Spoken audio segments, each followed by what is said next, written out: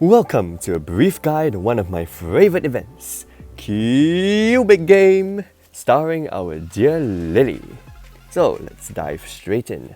The main thing that most players want out of this event are actually lattice shards, because they are one of the scarcest resource in the game and also the most useful.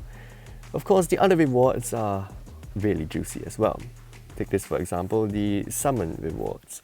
Minimally, you get 3 summons for the maxed out box, which is actually not too bad, worth about 300 crystals. And you may even have a chance to get 4, 5, or even 1 enhanced prototype, though that rarely ever happens.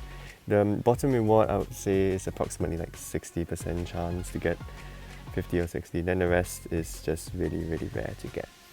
Of course, that is only for the summons. If you were to look at the other possible boxes to get, well, these are actually screenshots from my phone.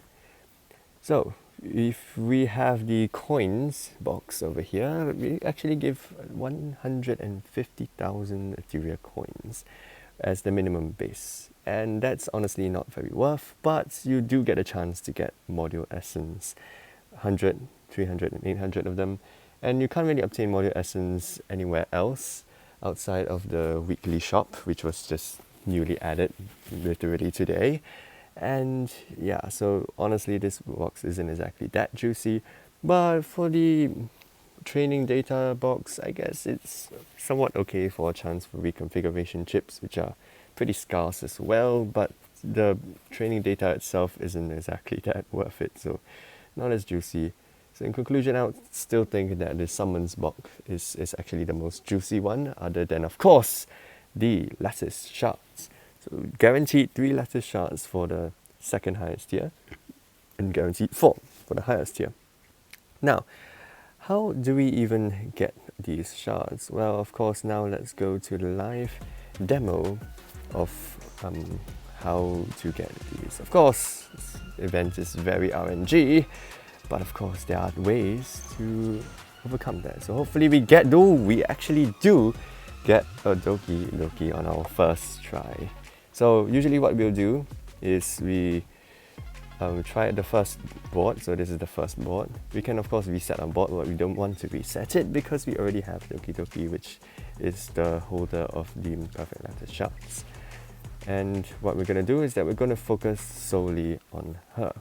Now if she doesn't appear, then you're going to focus on the easiest one, and the easiest character, and just pray to have an animus swap card come out, which will appear here. And you can hopefully swap out that particular animus for Doki, though that's somewhat unlikely to happen. And usually for the animus that you focus on, it will be like easy spots, but more on that later. Now let us just focus on Doki. So there are a few things to actually take note here.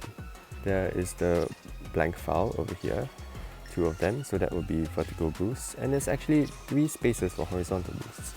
So I would definitely go for a horizontal boost here, but I will not actually put it here, because then you are actually taking up a potential space where there can be adjacent boosts, which, by the way, adjacent boost is +2. So you're kind of saving spots for potentially better boosts by placing the not so powerful boosts slightly further away. So let's confirm our placement here, and actually the force switch, so in this case it's nothing much. And yeah, so we have a vertical boost here. So okay, there we go. So we now have adjacent boost over here.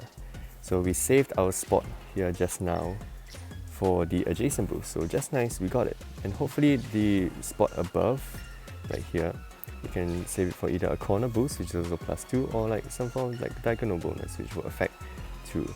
So you only want to actually choose the bonus cards when there are 2 or more normal boost cards that you will affect. So of course we're not going to do that now because we have the adjacent boost here. And force switch again, but fortunately we're not going to do that. Honestly, diagonal boost might be the play here. All are somewhat good, but I'm waiting for a horizontal like horizontal, what's that called? I've short-term memory. So, oh, another adjacent boost. Unfortunately, we can't use that for Doki anymore because she's at the corner, which is actually quite unfortunate. The corners are usually the most difficult to get. Ah, there we go. We can have a vertical bonus here, right? It makes sense. But actually now it makes no sense to put it here because it boosts 2 instead of 1. So as we stated earlier on, if there's a vertical bonus that affects at least 2, it is always good to do that because now there's it's considered a +2. Oh, 2 more cards to go. It's gonna be tough. Oh, okay, so I really got lucky here. A horizontal bonus so that it affects 2. Same thing, follows the principle. Now it's kind of getting a bit risky here. Hopefully last one is good. Okay, I I lucked out a lot on that one. Just for curiosity's sake, no, for Switch it's not a shot. So I lucked out really well in this one. So Puppet's Pardon, which is all animals on the cube roll +1.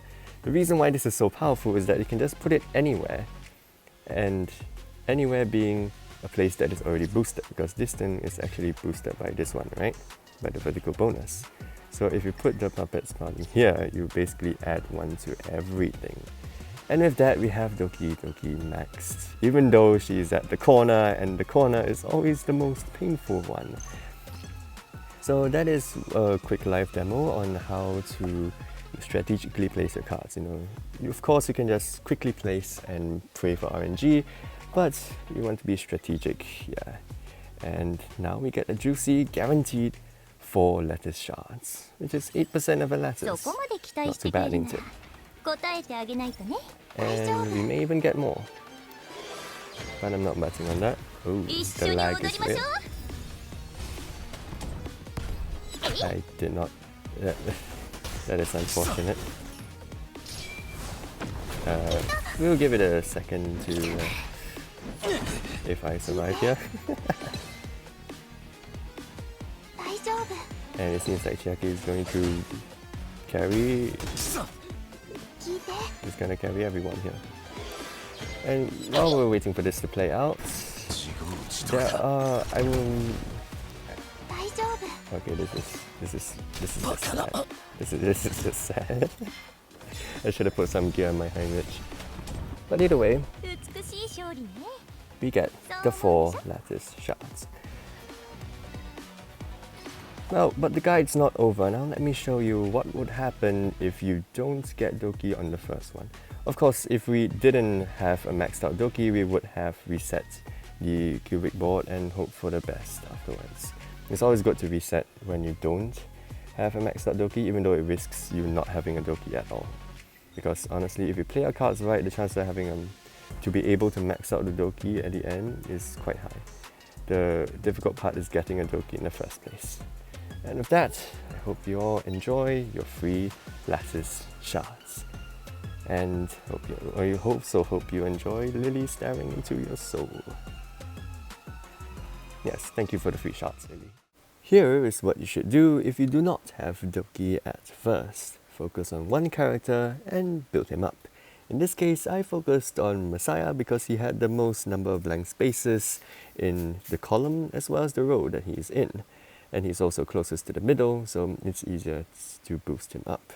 And as you can see, I maxed him out, and luckily enough, I had force switch on the last one, and I was praying it was Doki Doki, and indeed it was Doki Doki. If it wasn't, I would have probably just reset the board. Or if it was the last reset, I would have taken the consolation prize of the Hydro Crystals. And with this, I also followed all the principles that I previously mentioned in the video, where each empowerment card that you have that boosts other cards must boost at least 2 cards. And with all of the boosts, well, we get a max character. And that is of course a very nice free 4 Lattice shards. Just nice, round 8 out of 8. Done deal, done and dusted. Please enjoy the free shards.